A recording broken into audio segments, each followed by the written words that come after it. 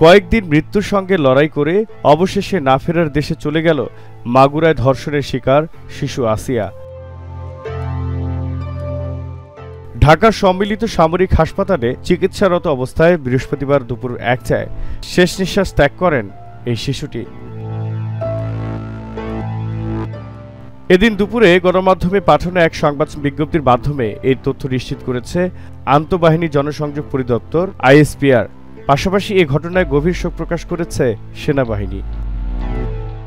বিজ্ঞপ্তিতে বলা হয়েছে, অত্যন্ত দুঃখ ভারাক্রান্ত হৃদয়ে জানানো যাচ্ছে যে মাগুরায় নির্যাতিত শিশুটি দুপুর 1টায় সম্মিলিত সামরিক হাসপাতাল ঢাকায় শেষ নিঃশ্বাস ত্যাগ করেছে।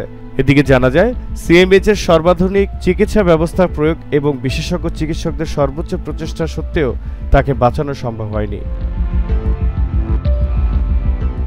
আরও বলা হয়েছে, শিশুটি সকালে 3বার কার্ডিয়াক অ্যারেস্ট হয়েছে, 2বার স্থিতিশীল করা গেলেও তৃতীয়বার আর হৃদস্পন্দন ফিরে আসেনি।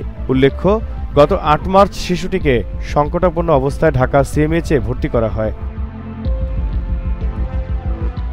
এদিকে বাংলাদেশ সেনাবাহিনী শিশুটির শোক সন্তপ্ত পরিবারের প্রতি গভীর সমবেদনা জানাচ্ছে এবং যে কোনো প্রয়োজনে তাদের পাশে থাকার অঙ্গীকার ব্যক্ত করেছে।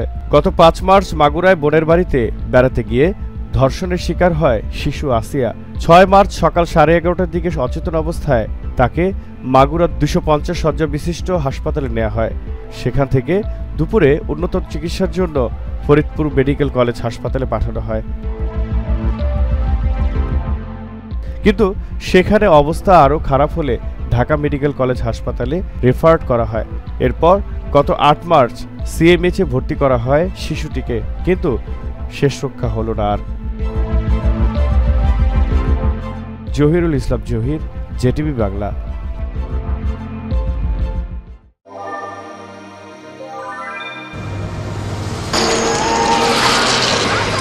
Save your family.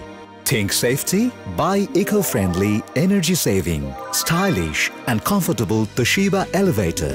Toshiba, leading innovation. Shiba Tech. Be elevated with us.